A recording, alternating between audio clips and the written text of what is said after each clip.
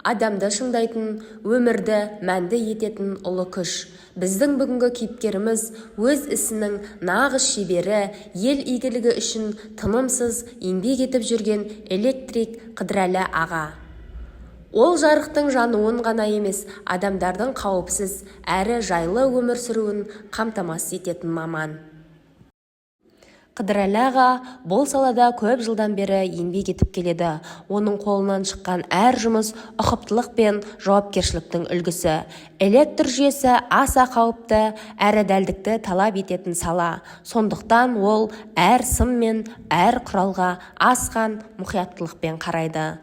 Ауыл оны сабырлы мінезі мен еңбекқорлығы үшін құрметтейді. Жастарға білгенін үйретуден жалықпайды.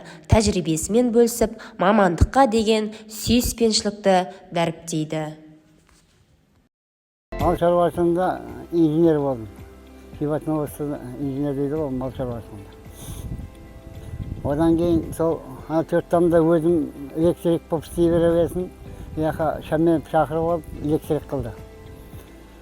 Содан крекке электрикке шақырып 2001 жылы. Кректе 2001-ден бастап 2018-ге дейін кректе жұмыс істедім. Содан пенсияға шықтым.